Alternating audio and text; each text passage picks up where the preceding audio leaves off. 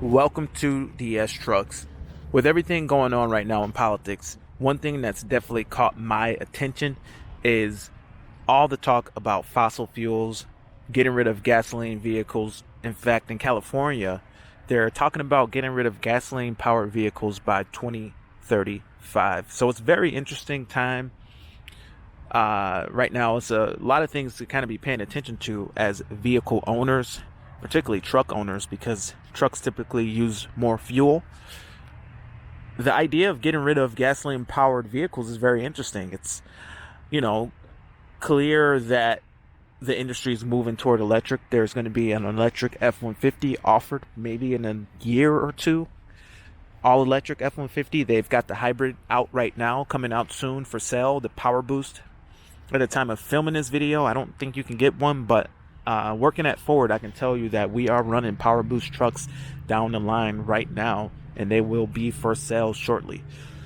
So, the idea of getting rid of gasoline vehicles is a very interesting idea. But I feel like there's a lot of issues with that. It's very interesting. I think when you look at the legislation being proposed, it's kind of missing a very, very, very important point. So I was just reading a little bit just now about the California deal, what the governor over there was saying, whatnot, and he was bringing up some of the challenges. He was bringing up a lot of the challenges, and he said something about it's certainly going to be difficult to find the raw materials required to build this many electric vehicles and all that, whatever. But one thing I think that they're missing is, what are we going to do with all the gasoline? So when you think about day-to-day life, building, aside from just building vehicles and the raw materials that are going to be needed for building vehicles, on a day-to-day basis, how many petroleum-based products do we use? For example, this camera that I'm filming this video with, all the circuitry inside of it, the plastics that make it up, where do these products come from? Not only that, we're still going to need jet fuel. You're not going to power a helicopter with a battery for a long time. You're not going to power an airplane by batteries in a long time. So you're still going to need these other fuels for transportation, regardless on whether or not we stop burning gasoline. At the end of the day, gasoline is going to still be produced. Now, when you drill for crude oil, you don't really get to choose what you get from the crude oil. You get crude oil, and then it gets refined, and I think only like 20% of a barrel of crude oil actually turns into gasoline. The other portion of that oil is converted into other byproducts. You might get some kerosene, you might get some diesel fuel, you might get whatever else, but things like polyester, toothpaste has a surprising amount of products from crude oil. Almost every modern thing that we use in our day-to-day life has some connection to crude oil. I think tires have a connection to crude oil, asphalt, ground that I'm walking on. So our world is somewhat dependent upon oil. Just the way that we live in 2020 in a modern day and age, it's dependent on crude oil in so many different ways. So at the end of the day, regardless on if we burn gasoline in our vehicles or not, we're still going to drill for crude oil. So the idea of switching over all our vehicles to being electronic creates another issue. It creates the issue of, what are we going to do with all the gasoline? Because you can't just drill for crude oil and not have gasoline. In fact, when gasoline was first being its first use was in, I believe it was in gasoline engines, but if you think about it, the gasoline engine was actually built around the fuel.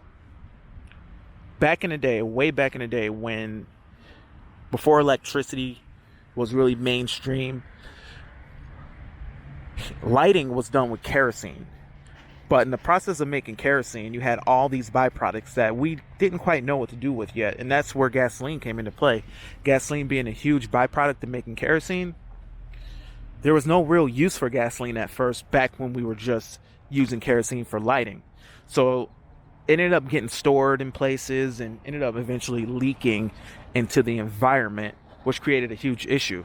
So when the gasoline engine came around, it was actually a solution to the problem of what are we going to do with all this gasoline. So it's very interesting to think that our issue with burning gasoline, or our challenges with, I should say, our challenges with switching all our vehicles to electric power, it's not just how we're going to come up with all the batteries, which, by the way, might come a lot from oil anyway, but how we're going to come up with all our batteries, all the resources in order to do it. I think that part might be doable. You know, it might be possible to actually make every vehicle all electric. But at the end of the day, how are we going to charge all those electric vehicles? You know, once we go to charging that many electric vehicles, still a lot of our power plants come from fossil fuels. So our electric bills will be significantly higher. It'll put a huge demand on the grid. Granted, too, you could probably charge a lot of the vehicles by solar panels, but I'd have to look into it. But how do we make solar panels? I wouldn't be surprised if a huge portion of even creating solar panels or producing solar panels comes from oil. So I think we have to find a place of homeostasis where every product that comes from crude oil has a purpose. But to eliminate one of the purposes, essentially to eliminate one of the purposes of crude oil, is taking away the gasoline portion of it, doesn't really solve a problem. It kind of creates a problem, because we have to figure out where we're going to put all this gasoline. Where are we going to store it? What are we going to do with it? Because we're going to get it just by nature. Just once you make diesel fuel, once you make kerosene, once you make these other fuels that we're still going to need, we're still going to get gasoline. Essentially, crude oil is all the products mixed in one thing, and that's crude oil. Once you refine it and break it down and create these other products, you're still going to end up with gasoline. So I think that's an important thing to talk about when you're thinking about switching or getting rid of gasoline as a product. Now, gasoline is not the only contributor to greenhouse gases. I'm sure it'll have a huge impact on the atmosphere or whatever, if it would. I'm sure it would help, but at the end of the day, we're still going to have tons of carbon being emitted into the atmosphere. So I think, one of the promising technologies on the horizon would be the idea of pulling the carbon out of the atmosphere. That is, if that's really the problem, it's too much carbon getting into the atmosphere, there's technologies being proposed that will pull carbon out of the atmosphere and actually use it as a resource. That's very interesting. I don't know how far along that technology is, but to me that would be a promising technology. But there's a big issue with just getting rid of gasoline powered cars. In the short term, the more they get rid of gasoline powered vehicles, let's just say hypothetically, if California by 2035, which is not that far away, by 2035 actually succeeds in getting rid of all the gasoline powered engines, well, for the areas that don't get rid of all powered gasoline engines, I think we'd see a noticeable drop in the price of gasoline.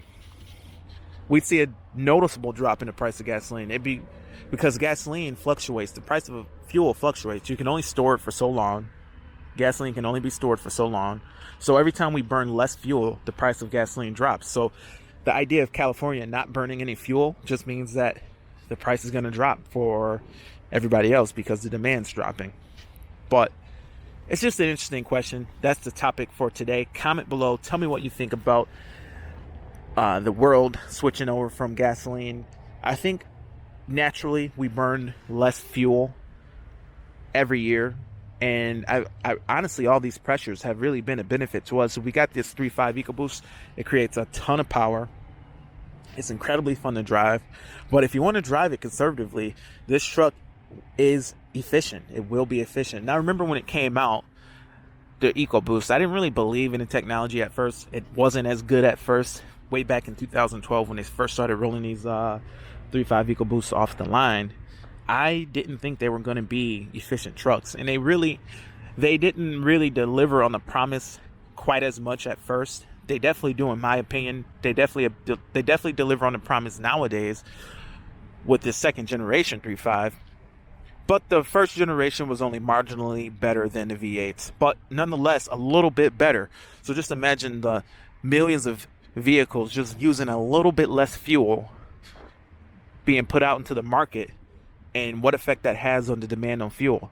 Just a little bit less from every vehicle has a huge impact. Even start-stop technology, which a lot of people hate, that burns just a little bit less fuel, which does, on the grand scheme of things, have an effect on how much fuel overall we are burning. So just a topic for discussion today. What would really be the consequence of not burning gasoline anymore for our vehicles? At the end of the day, I don't think it's going to work, just not because of the technical difficulties of building electric vehicles. The real problem is going to come from the technical difficulties of getting rid of all the gasoline, because at the end of the day, we don't drill for gasoline, we drill for crude oil. And what you get everything out of the ground. So anyway, guys, comment below. That's the topic for today. This is DS Trucks. My name is Sean. This is my 2018 F-150, the 3.5 EcoBoost. Hope to see you guys in the next video. This has been DS Trucks, over and out.